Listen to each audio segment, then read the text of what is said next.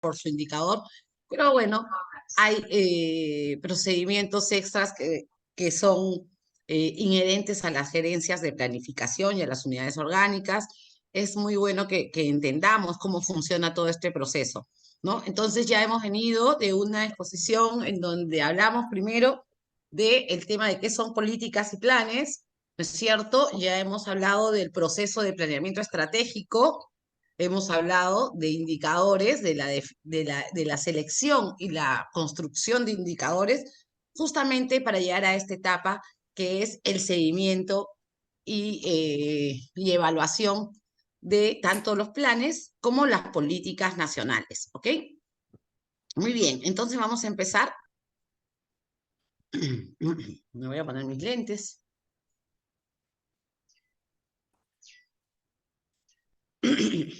Muy bien.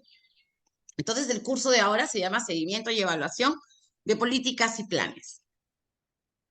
¿En qué consiste? Ya habíamos hablado de que el proceso, ¿no es cierto?, o el ciclo de planificación estratégica, tanto para los planes como para las políticas, está basado en estos cuatro fases, ¿ok? Tenemos la fase inicial del conocimiento integral de la realidad, y lo vuelvo a repetir para que nunca se nos olvide. A ver, ¿quién me dice cuál era esta fase inicial del conocimiento integral de la realidad? ¿Qué hacíamos aquí?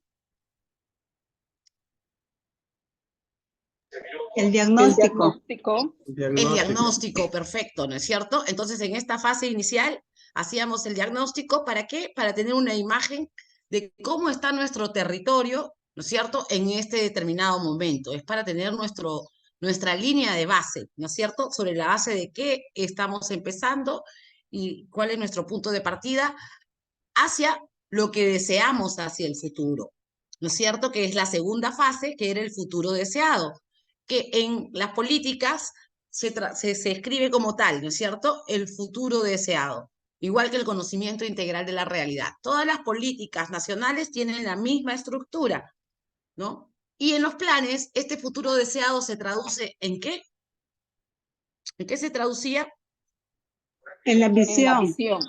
En la visión, perfecto. Entonces ya estamos completamente claros, ¿no es cierto? Es un paralelo simplemente con un diferente nombre. Luego viene la construcción, ¿no es cierto? El diseño y la construcción, ya sea de la política o del plan, ¿no es cierto? En el caso de las políticas, ¿cuál era el móvil por el cual nosotros diseñamos una política? ¿Para qué diseñamos una política? ¿Quién lo recuerda?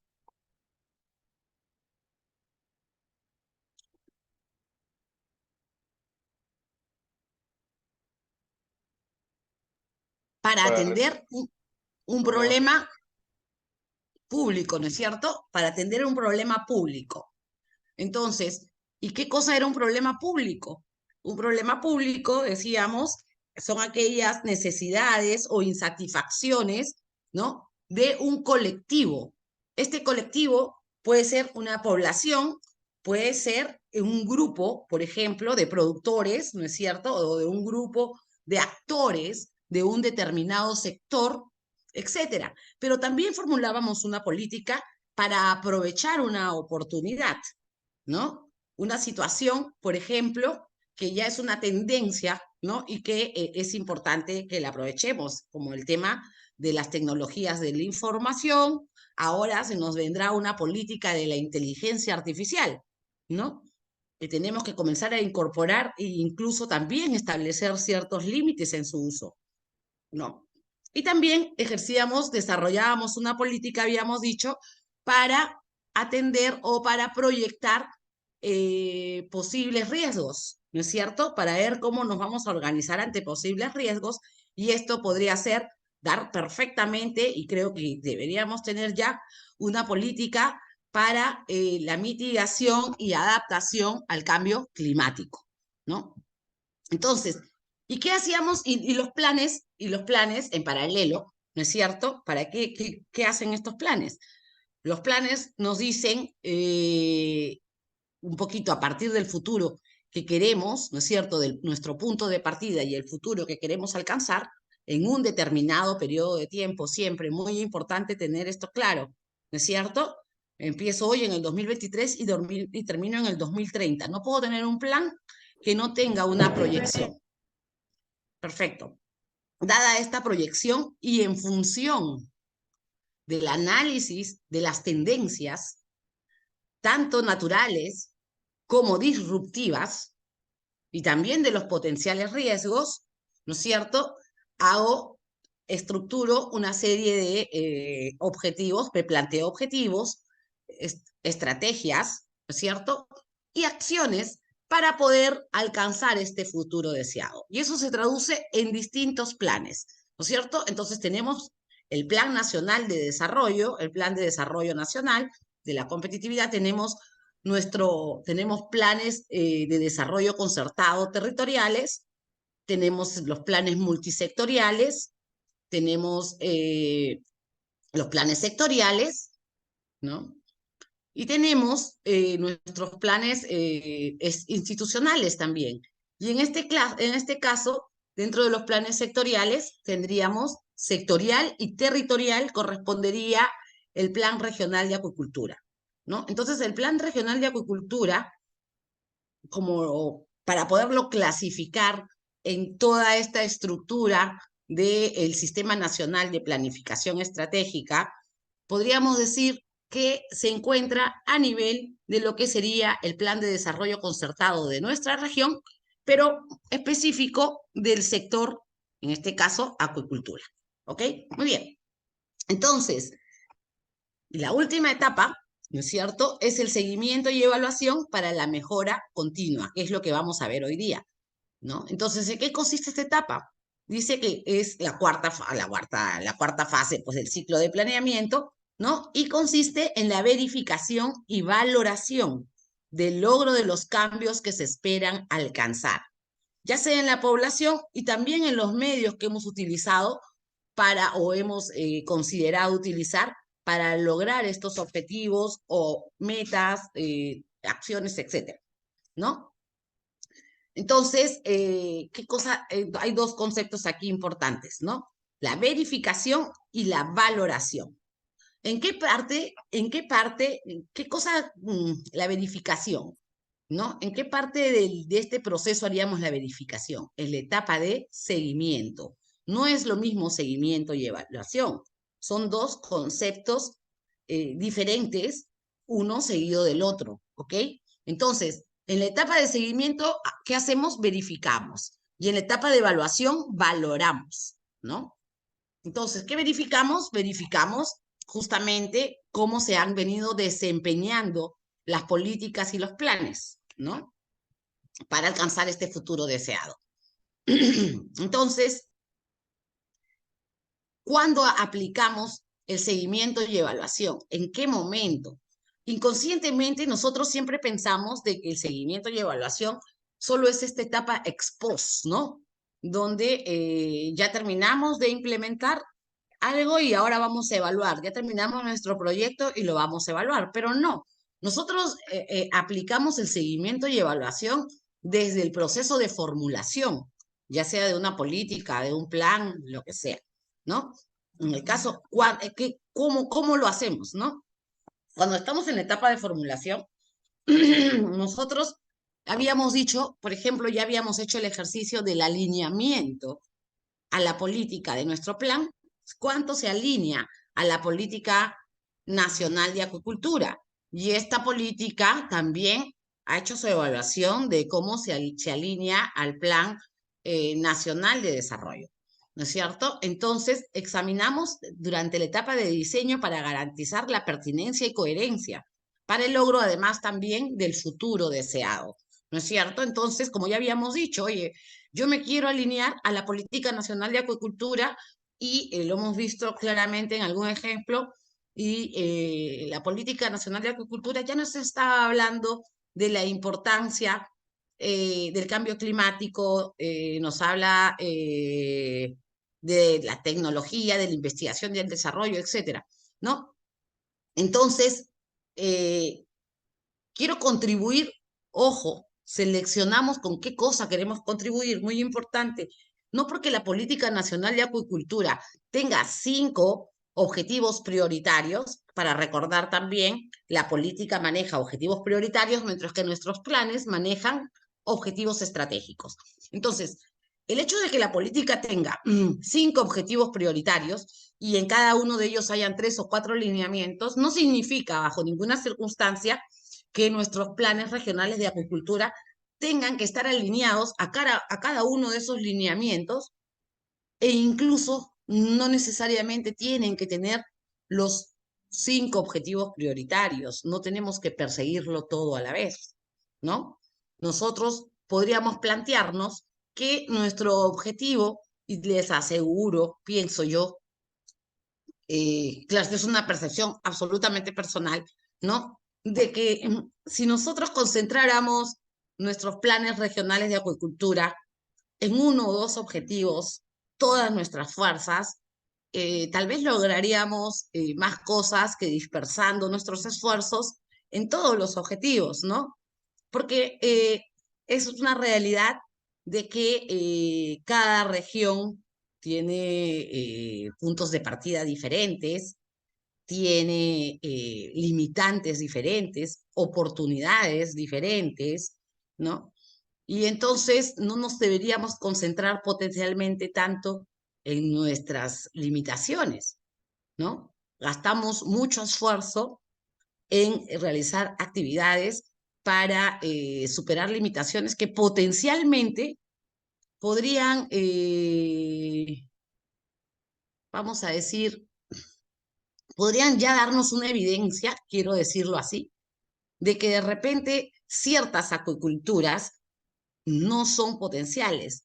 No tenemos necesariamente, primero, habría que evaluar, yo lo pongo así, y vuelvo a repetir, cuando estuvimos en Loreto, en el primer taller, llegamos a dejamos abierta una pregunta, ¿no? Si realmente tendría que ser considerada la acuicultura prioritaria en la región de Loreto. ¿Por qué? Porque decimos, oye, tengo el combustible más caro del Perú, tengo la electricidad más cara del Perú, tengo problemas de accesibilidad, ¿no es cierto?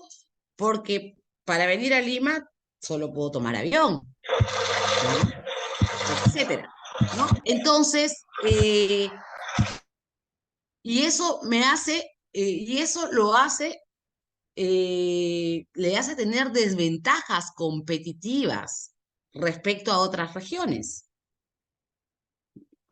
Entonces, ¿valdrá la pena de repente enfocar en una acuicultura que pretenda llegar a nivel nacional, salvo que tenga todas las condiciones, haya superado todas estas limitantes, haya logrado de repente convertir la acuicultura en una acuicultura sostenida por energía renovable, ¿no? Que no sea dependiente de la energía eléctrica?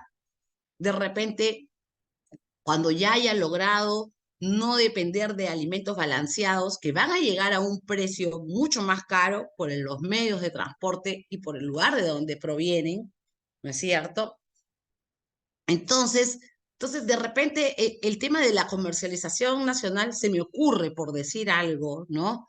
Podría ser algo que no estemos considerando en este próximo quinquenio, ¿no? Si no, podríamos concentrarnos en realmente hacer todos los proyectos, pruebas y experimentaciones para ser una acuicultura que se autoabastece y que baja sus costos. Simplemente en eso, para después de logrado eso, recién pensar en una siguiente etapa, ¿no? Entonces, esas son cosas que tenemos que tener en consideración. Lo mismo podríamos decir en el caso, no lo mismo, pero otra consideración que podríamos tener, por ejemplo, en el caso de Madre de Dios, ¿no? Hablamos de, muy bien, muchos proyectos de acuicultura, pero si vemos el diagnóstico de Madre de Dios, ¿qué dice? Dice que la mayoría de los cuerpos de agua están contaminados, ¿no? Y la mayoría de los centros se alimentan de aguas de lluvia. ¿Qué cosa vamos a hacer entonces para realmente proyectar una fuente de agua segura que nos permita tener recursos hidrobiológicos inocuos, de calidad, etcétera, ¿no? Entonces, consideraciones reales son las que nosotros tenemos que evaluar en esta etapa de formulación de nuestras políticas o nuestros planes, ¿no? Entonces, ahí también evaluamos cómo vamos a alcanzar este futuro deseado. Y incorporamos elementos que permitan medir su avance y valorar su desempeño. Entonces, ¿cuáles serían estos elementos que se van a incorporar para medir el avance y valorar el desempeño?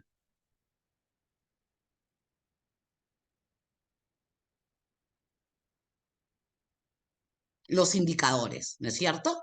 Los indicadores y las metas. ¿Dónde, en qué fase introducimos esto? En la etapa de formulación. También hacemos seguimiento en la parte de implementación, ¿no es cierto? Y este seguimiento podríamos nosotros definir más allá de lo que nos establece la normativa. La normativa nos dice que tendríamos que hacer una evaluación anual como mínima, ¿no es cierto? Eso ya está establecido. Pero si nosotros queremos de repente ver las principales desviaciones, ¿no es cierto?, que se pudieran estar dando durante la ejecución de estos planes, podríamos determinar que, sobre todo en aquellos que no sabemos exactamente cuál va a ser su desempeño, de repente podríamos no decir, oye, todos los indicadores se van a evaluar anualmente. No, podríamos decir, ciertos indicadores lo vamos a hacer una evaluación trimestral, otros le vamos a hacer una evaluación semestral y otros sí los vamos a evaluar anualmente. ¿No es cierto? Porque cada cosa tiene un diferente grado de susceptibilidad, de tendencia al cambio, o es más urgente para nosotros, o podría ser determinante e influir en el logro de otros objetivos, o podría ser una acción previa para otras actividades.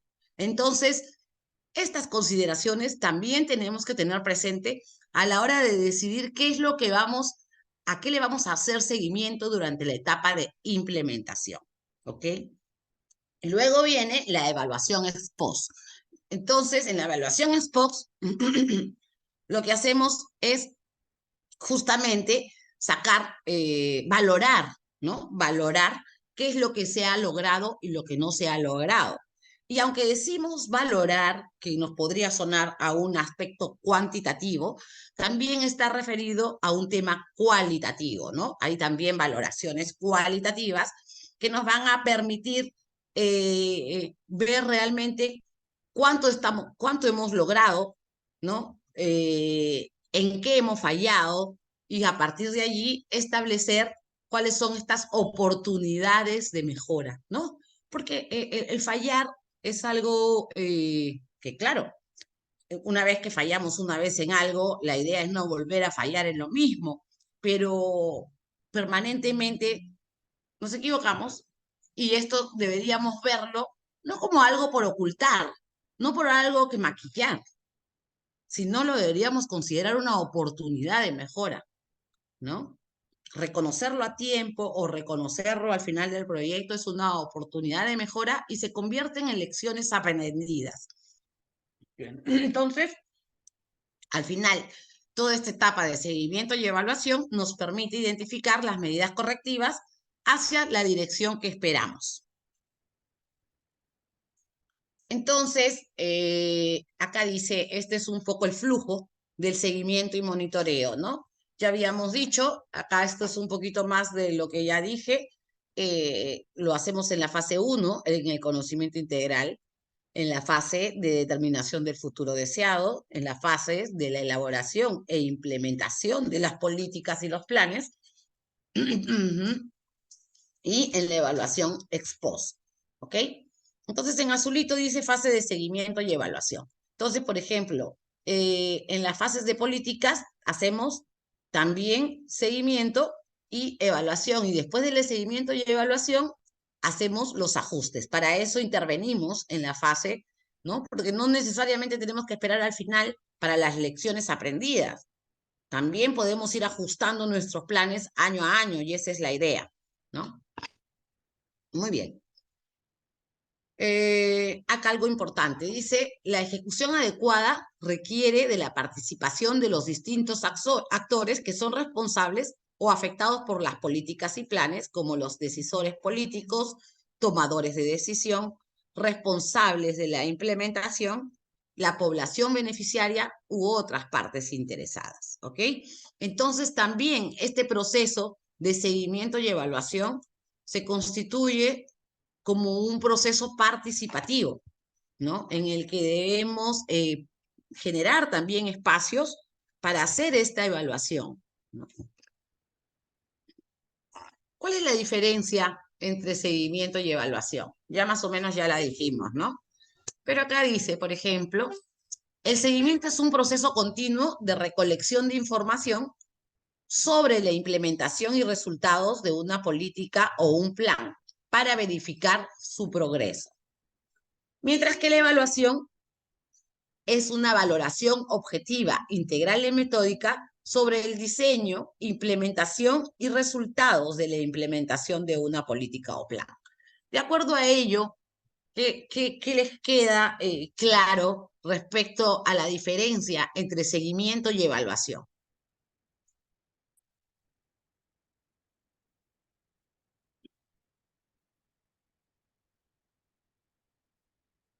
¿Cuándo hacemos seguimiento? Durante, ¿no? Durante el proceso de diseño, durante el proceso de diagnóstico, durante el proceso de implementación. ¿Cuándo hacemos la evaluación? Después, ¿no? Muy bien. Entonces, el seguimiento comprende la recopilación periódica de información, el registro sistematizado de dicha información y la identificación de alertas para emprender medidas correctivas durante la puesta en marcha de la política y el plan. Acá justamente dice, ¿no? ¿Cuándo es esto? Durante la puesta en marcha de las políticas o planes. La evaluación comprende la identificación y análisis de los factores que han contribuido o limitado al logro de lo planificado. Han contribuido en tiempo pasado, ¿no? ¿Qué realmente pues nos limitó o nos favoreció de alcanzar determinados logros? La valoración de la pertinencia, eficacia y eficiencia ¿de quién? De los planes, ¿no? De las cosas que se han implementado. Y la generación de recomendaciones basadas en evidencia. ¿Y estas evidencias cuáles son? Son los resultados cuantitativos y cualitativos del seguimiento de los indicadores y, por último, los informes de seguimiento y evaluación. El medio esencial del seguimiento, dice, son los indicadores de resultado y producto que se han establecido en la formulación y las metas físicas y financieras.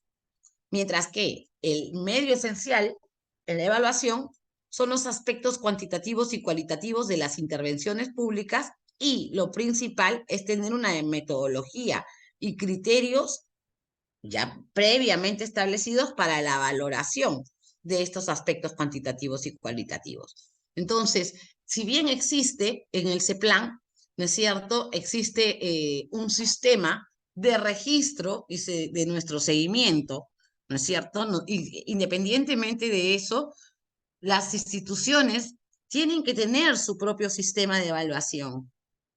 Y seguro lo tienen, de hecho, ¿es cierto? Pero tiene que ser también de acceso, porque ahí también debería haber información complementaria que nos pueda servir para comparar lo que estamos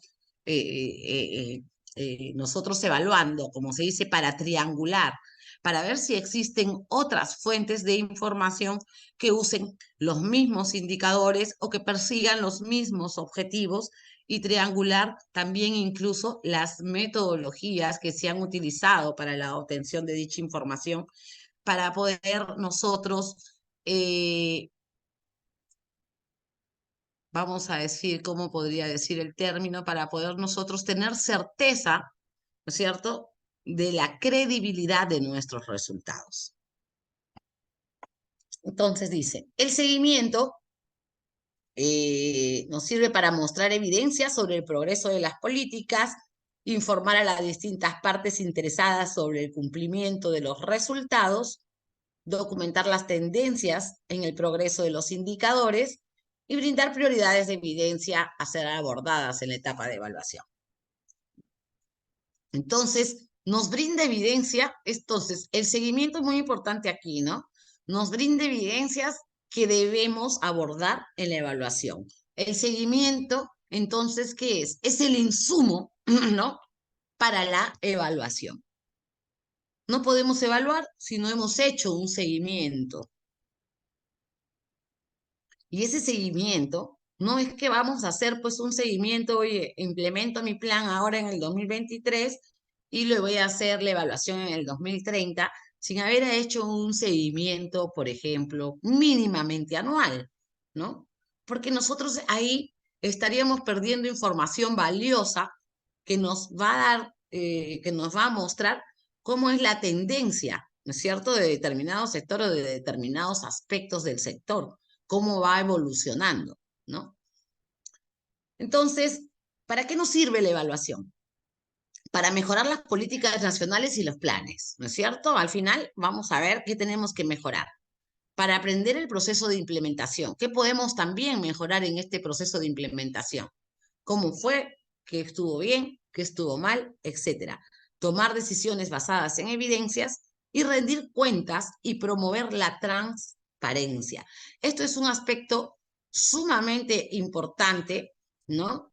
En el proceso de planificación, ¿no? Que no estamos tocando aquí, pero que es un problema mundial, ¿no? Y yo digo un problema mundial porque en realidad, como ya lo había presentado antes en los talleres que hicimos presenciales, en donde hablábamos de la metodología, ¿no? Que había establecido el PNUD justamente para el fortalecimiento de capacidades, se reconocía que uno de los principales problemas de la gobernanza y de la gestión pública mundial era este tema, ¿no? La rendición de cuentas y la transparencia, ¿no? Si bien es cierto, tenemos páginas de transparencia que no son tan transparentes necesariamente o que no brindan toda la información que a los beneficiarios o a los administrados también les pueda dar esa información suficiente para poder contribuir, ¿no? Además, también este tema de compartir los resultados de la rendición de cuentas, no solamente no solamente deberíamos verlo como un proceso fiscalizador, ¿no? Generalmente nosotros como instituciones públicas, digo nosotros, bueno, me incluyo ahora como institución pública, ¿no? También lo he sido, ¿no? Sentimos que cuando se hacen estas audiencias públicas de rendición de cuentas, estamos siendo observados, criticados, etcétera, etcétera. Claro, o sea, existe tendencia a la crítica, el ser humano siempre resalta más la crítica que los logros, pero en realidad también si presentamos bien nuestros logros, esto puede convertirse en un catalizador para otras instituciones. Es decir, ¿por qué? Porque mucho habíamos hablado de que en buena parte, ¿no es cierto?, los compromisos no se cumplen. Hacemos unos planes hermosos de regionales de acuicultura en donde establecemos una serie de actividades y estrategias que de cumplirse potencialmente darían el impacto y que se desea para alcanzar este futuro deseado, ¿no es cierto? Pero lamentablemente, muy buena parte de lo que se ha planteado solo queda en buenas intenciones. ¿Y por qué queda en buenas intenciones? Porque las instituciones no cumplen sus compromisos. Entonces, ¿quiénes deben promover esta transparencia y esta participación, esta rendición de cuentas? Aquellas instituciones que sí cumplen sus compromisos. ¿Por qué? Porque al ustedes, a una institución que cumplió lo comprometido y estableció esto yo voy a hacer en el marco del Plan Regional de Acuicultura, lo informa a los administrados, por ejemplo, ¿Qué hace? ¿Qué hace? Los motiva a ellos a ir a las otras instituciones y tocar la puerta y decirle, oye, ¿y tú cuándo me vas a rendir? ¿No? ¿Cuándo me vas a contar qué es lo que estás haciendo? Ya el hecho de que tengan que ver, enfrentarse de alguna manera a explicar lo que se logró y lo que no se logró, genera una motivación y una responsabilidad, ¿no? Entonces, todo esto es una responsabilidad compartida y ahí viene el tema del liderazgo, ¿no? No necesitamos ser miembros del gobierno regional. La idea es de que el gobierno regional sea el líder de todo esto. Y ya habíamos dicho, para ser líderes, ¿cuál era una de las cualidades del liderazgo? Una cualidad importante de ser líder, ¿cuál era? La responsabilidad. ¿Y qué significa la responsabilidad? Significa hacer lo que me comprometo, ¿no? Entonces, si yo hago lo que me comprometo, motivo a otros que también hagan lo que se comprometan. Pero si por A o por B el gobierno regional no está cumpliendo ese liderazgo, otras instituciones pueden también tomar la iniciativa, de alguna manera, asumir ese liderazgo. Porque al final lo que buscamos es el desarrollo de un territorio, ¿no? Muy bien. Tipos de evaluación. Tenemos evaluación de diseño, ya lo acabamos de ver hace un rato, ¿no? Evaluación de implementación y evaluación de resultados. Entonces, ¿qué mide la implementación de diseño? La calidad de los diagnósticos sobre el conocimiento integral de la realidad, la calidad de la construcción de la situación futura, la pertinencia de los objetivos propuestos, ¿no? Justamente tenemos que proponer objetivos que realmente pues contribuyan a esta situación deseada, ¿no? Tenemos que evaluar realmente si va a contribuir efectivamente o no con esto que queremos lograr. Y la lógica causal entre acciones y objetivos propuestos.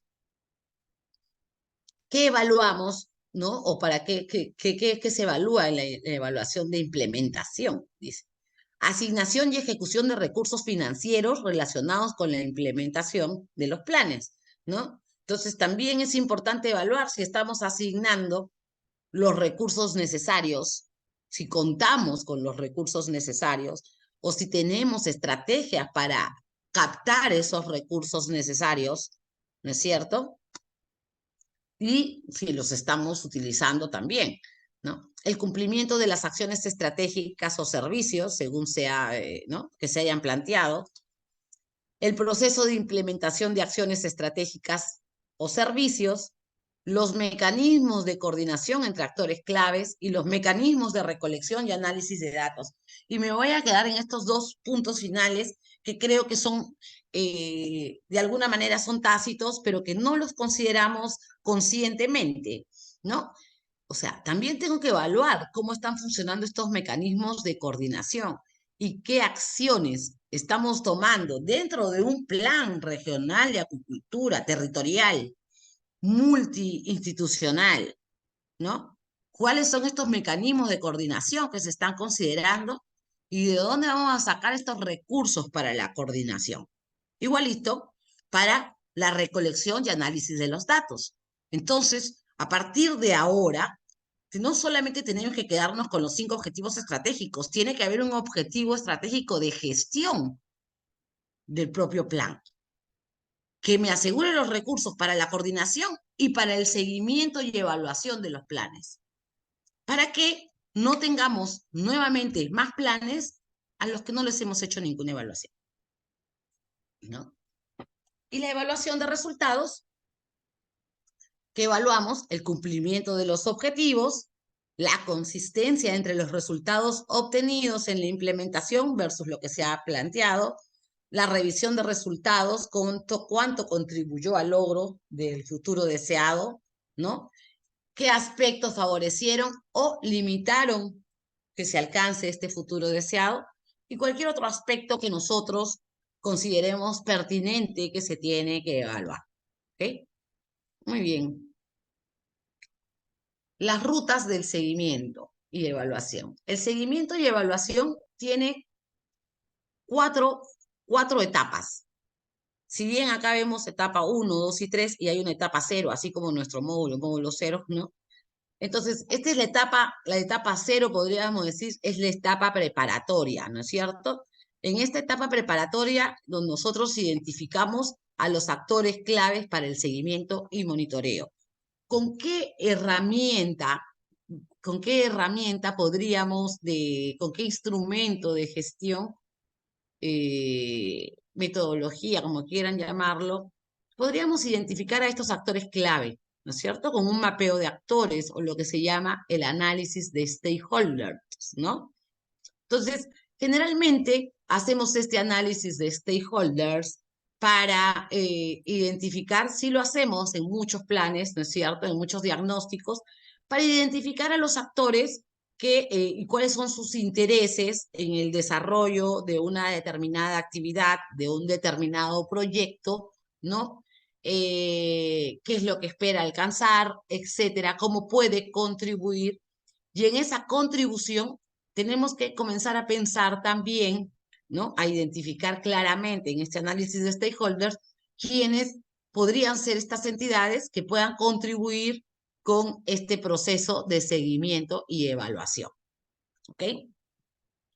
Luego tenemos la etapa de seguimiento, ¿no? En donde, bueno, justamente vamos a hacer todas estas evaluaciones que ahorita lo vamos a ver.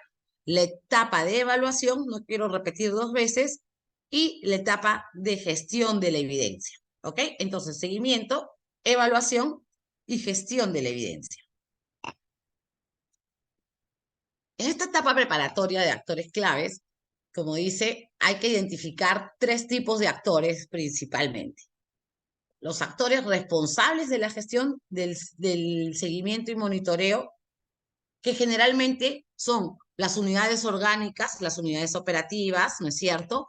En este caso, la DIREPRO, por ejemplo, sería un responsable del seguimiento y monitoreo.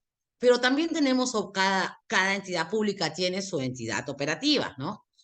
Y cada entidad pública tiene también su unidad de planeamiento, ¿no? Entonces, al final, la unidad de planeamiento será la que nos va a aprobar lo que hacen las unidades orgánicas o las operativas, ¿no es cierto? Entonces, pero tenemos que definir claramente, incluso con nuestra unidad de planeamiento, qué es lo que nos compete a nosotros como unidades orgánicas, qué información le tenemos que brindar a estas unidades de planificación. Tenemos los responsables técnicos de la ejecución del seguimiento y evaluación. ¿Y quiénes son estos responsables técnicos? Estos responsables técnicos son las personas dentro de estas unidades operativas, principalmente, ¿no es cierto? Pero que ya tienen un perfil técnico, como su nombre lo dice, ¿no?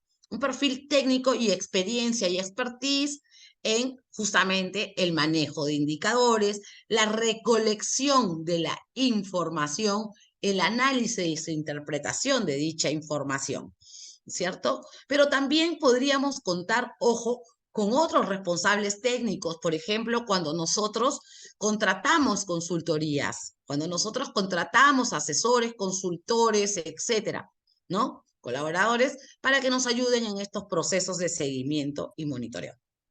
Y los actores claves, proveedores de información. Estos actores claves, proveedores de información, también están dentro de las unidades operativas, pero también pueden ser los administrados, pueden ser agentes políticos, pueden ser otros profesionales del sector, ¿no es cierto? Pueden ser proveedores de servicios, etcétera. Muchas entidades, pueden ser también entidades, otras instituciones que nos puedan proveer información clave para el seguimiento y el monitoreo. ¿Ok? Entonces, dentro de estos 3 actores, los responsables técnicos serán los responsables de hacer los planes de trabajo para el seguimiento y monitoreo. Obviamente, supervisado siempre por la unidad de planificación. En la etapa 1 de seguimiento, ¿no? Tiene 4 pasos de los si no me equivoco, 11 pasos que tiene todo el proceso. El paso 1 dice recopilación y sistematización de información, ¿cierto? Esta información puede ser tanto cuantitativa como cualitativa, ¿no es cierto? Y entonces hay que recoger esta información y hay que sistematizarla. Por eso es importante contar con un sistema de seguimiento, ¿no es cierto? Y monitoreo dentro de las instituciones. Este sistema, ¿no es cierto?, tiene que establecer, perdónenme por esta bulla, no sé qué pasó, ya tiene que establecer justamente cuáles son estos estándares, ¿no es cierto?, de tratamiento de la información. Luego el registro sistematizado de los valores obtenidos, ¿no? Y este ya registro ya nos lleva al CEPLAN, al aplicativo del CEPLAN, ¿ok? Esto ya se hace en el CEPLAN. Eso no significa que nosotros no podamos tener nuestros propios registros, ¿no es cierto? La elaboración del reporte de seguimiento que va a salir automáticamente del registro, ¿no es cierto?, de esta información que se ha recopilado. ¿Se me escucha? ¿Se escucha? Sí, sí se escucha, Luisa. Sí, voy a cerrar un poquito la ventana. Parece que están, no sé, rompiendo la vereda.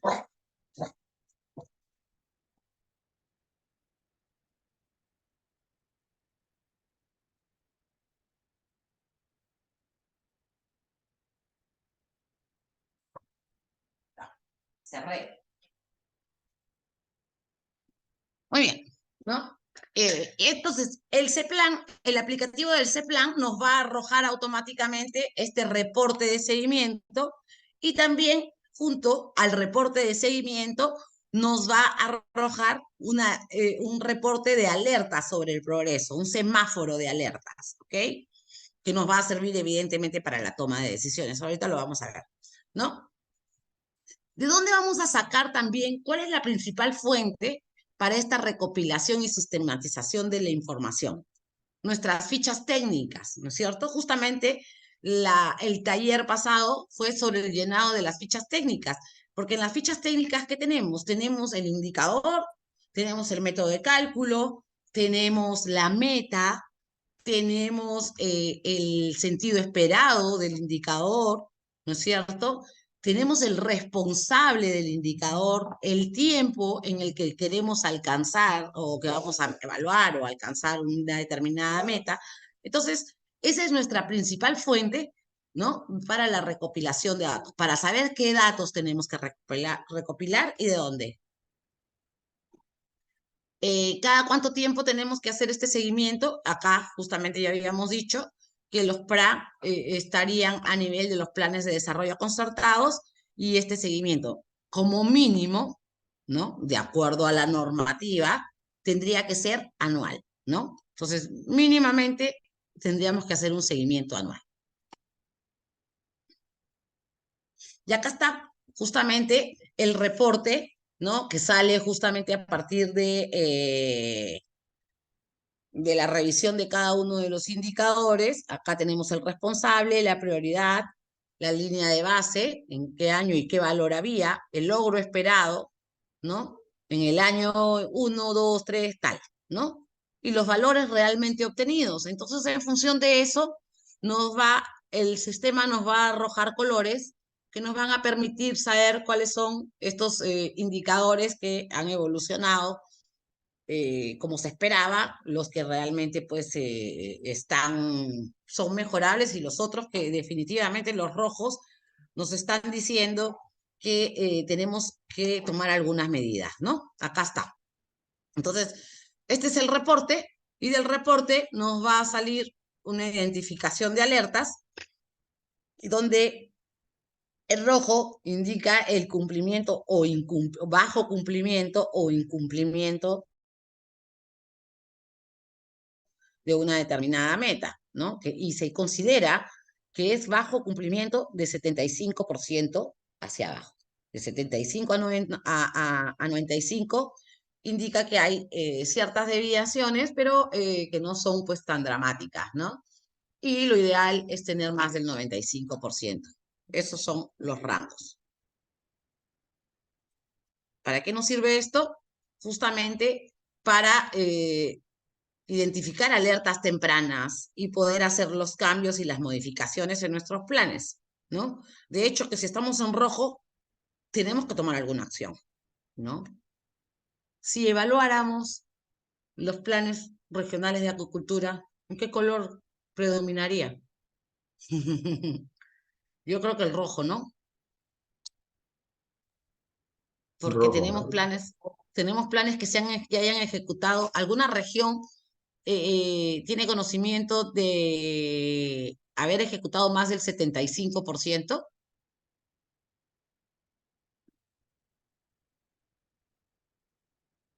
¿Alguna región tiene conocimiento de cuál ha sido su porcentaje de ejecución?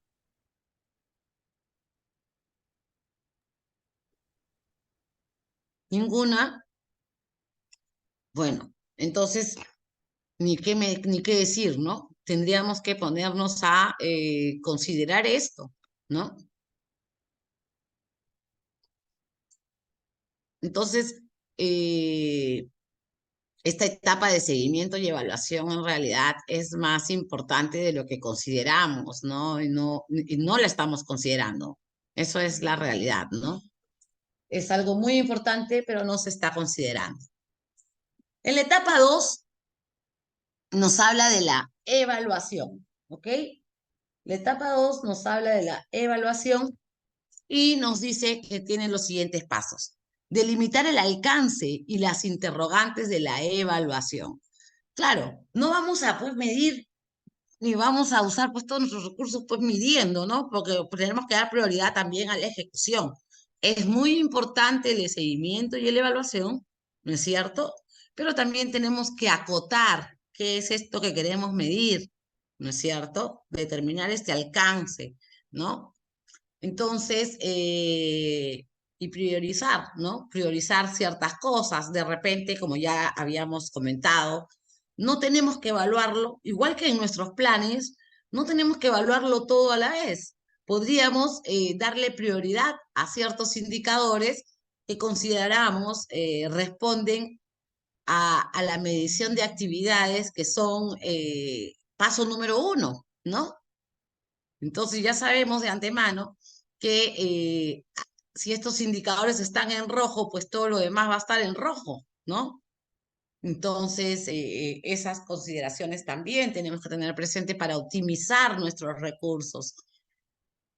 Definir la metodología de análisis, ¿no? Y para definir la metodología de análisis, ¿qué significa? Tengo que tener técnicas de recolección y técnicas de análisis de la información, estrategias de triangulación, como les decía, cómo vamos a converger la información que nosotros creamos con la información que tiene el CITE, con la información que tiene el YAP, con la información que genera FONDP, con la información. Entonces, eso es muy importante, ¿no? Triangular para complementar, para optimizar los recursos de las instituciones públicas, ¿no? Entonces, potencialmente hay información que no necesito yo crear porque ya la creó otra institución y simplemente yo la voy a captar.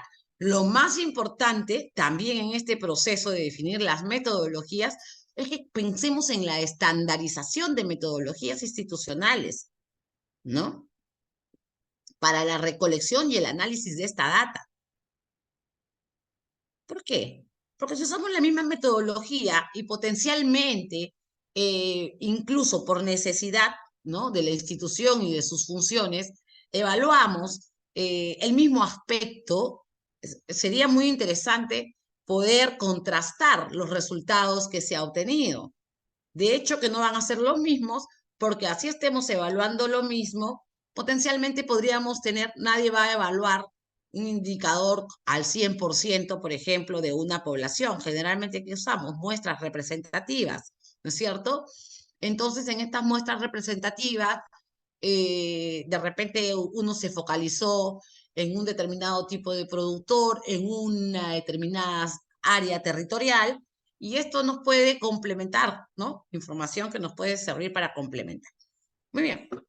Luego tenemos analizar la implementación y resultados de la política o plan, ¿no es cierto? Entonces, todo esto nos tiene que permitir llegar a ciertas conclusiones. ¿Qué deduzco de estos números?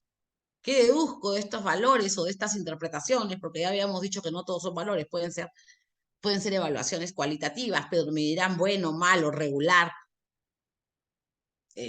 no sé, pues pésimo, ¿no? Excelente, ¿no? Entonces, esto me lleva a una deducción, y eso son, para poder llegar a estas deducciones, tengo que haberme planteado ciertas preguntas, ¿no? ¿A qué va a responder esto? Que ahorita lo vamos a ver. Y elaborar el informe de evaluación. Muy bien. Justamente, acá tenemos. Aquí tenemos algunos criterios, por ejemplo, que nos pueden servir para orientar nuestra delimitación. ¿Qué es más importante para nosotros medir? ¿No? No vamos a medir todos. Acá he puesto algunas preguntas que se pueden plantear para conocer, por ejemplo, la eficacia, ¿no? Dice, ¿en qué medida los mecanismos de implementación de las acciones estratégicas han incidido en el logro de los resultados del plan? ¿No? Entonces, los mecanismos de implementación han incidido en los resultados del plan. Eso es eficacia, ¿no? ¿He tenido buenos mecanismos para mi implementación o no? ¿No es cierto? ¿Me han permitido cumplir a cabalidad o no me han permitido cumplir a cabalidad? Pero de repente yo no quiero medir eficacia, como decíamos, ya lo había mencionado también otro expositor, ¿no? Eficacia significa que lo hice, pero yo no solamente quiero hacerlo, yo quiero hacerlo en el tiempo y con los recursos que tengo. Yo quiero medir eficiencia. Entonces, ¿ya para qué me pongo a medir eficacia? Yo ya establezco un criterio, delimito el alcance de mi evaluación. Yo ya no voy a medir eficacia, yo de frente me voy a la eficiencia, porque en la eficiencia yo estoy midiendo mi eficacia, ¿no es cierto? También, indirectamente, ¿no? Ahora, ¿qué es más importante para mí? La cobertura o la sostenibilidad, ¿no? La calidad o la apropiación. O de repente tengo otros criterios, ¿no es cierto?, para delimitar el alcance de mi evaluación, ¿cierto? Y y en cada año también podemos cambiar estos criterios, ¿no? Dependiendo de qué es lo que queremos lograr. Entonces no voy a leer cada una de las preguntas porque sería ocioso, ahí lo van a tener, ¿ok? En el paso 6 dice, definir la metodología de análisis, ¿no? Se identifican las necesidades de información complementaria y se establece la metodología que permitirá dar respuesta a interrogantes. Igual como hemos planteado, con las mismas interrogantes más o menos que hemos planteado anteriormente, vamos a decir qué técnica de recolección de información voy a usar, ¿no? Oye, yo quiero medir calidad. ¿Cuál es la percepción de la población que recibe el servicio de la política nacional? ¿No? Entonces, si yo quiero medir esa calidad de la percepción, qué técnica de recolección tendría que usar?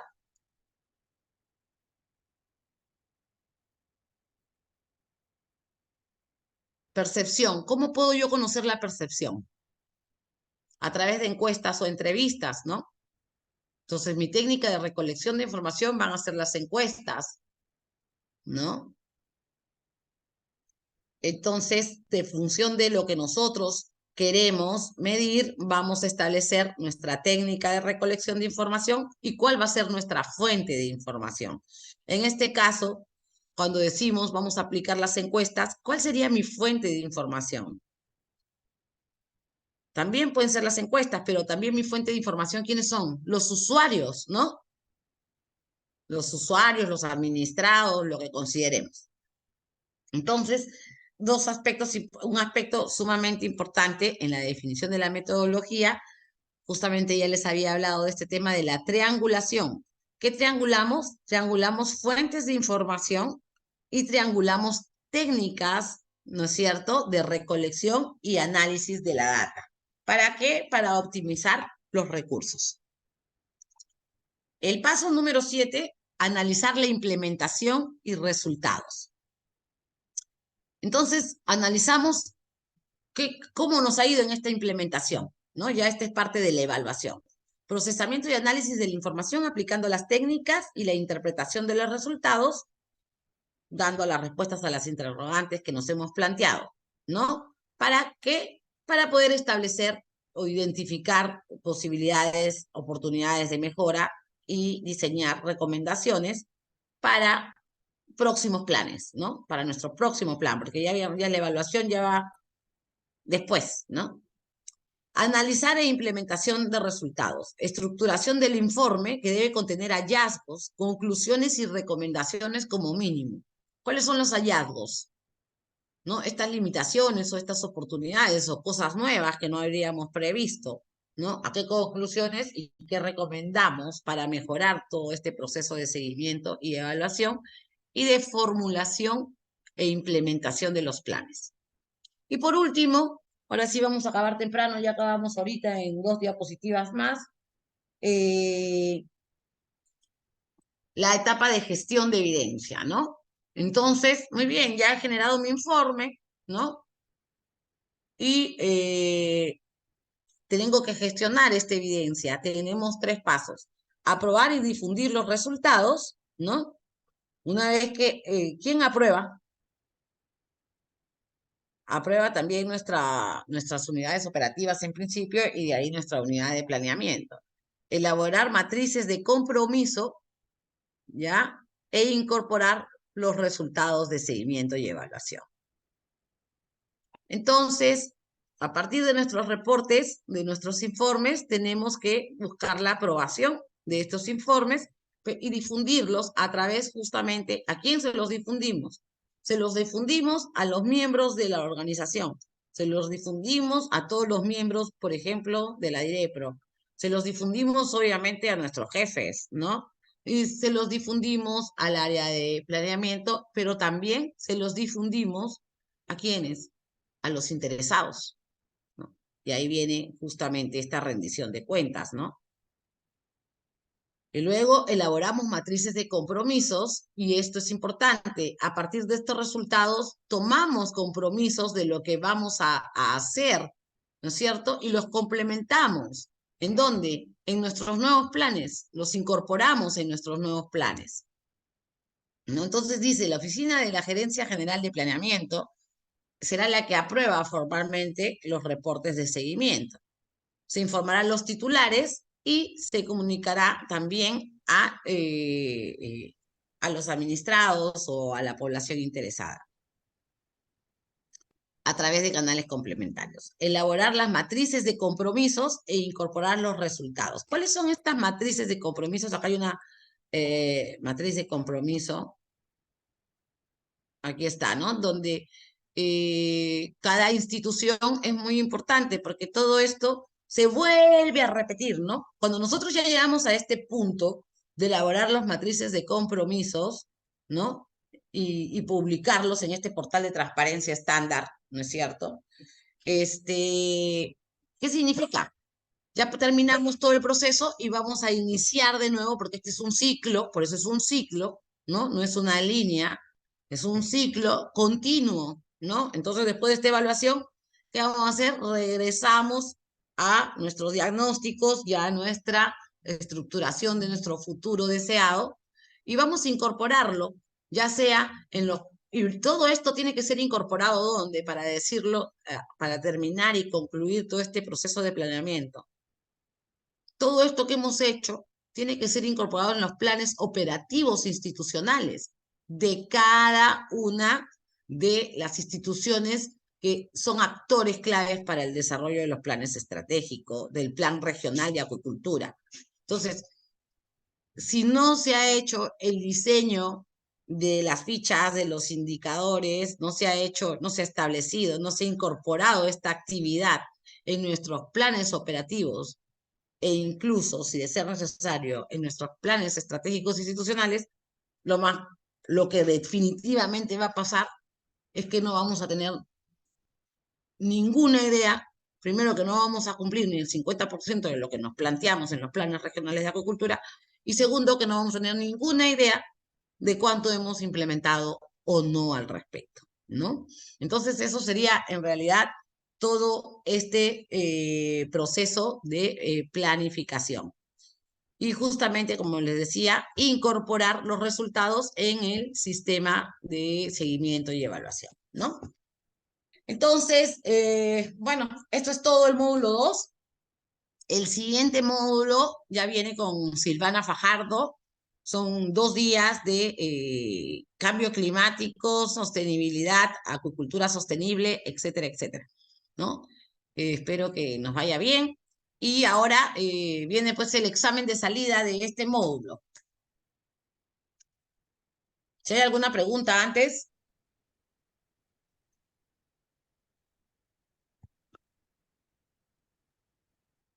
En el chat del grupo ya pueden encontrar el examen de salida del módulo 2.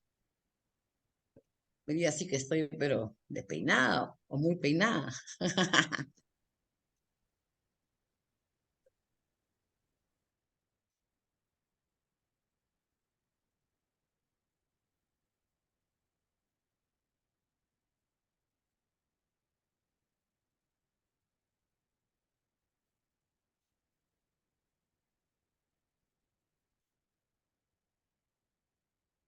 Entonces, hemos acabado temprano. 1 hora exactamente duró esta clase, siendo las 6:13.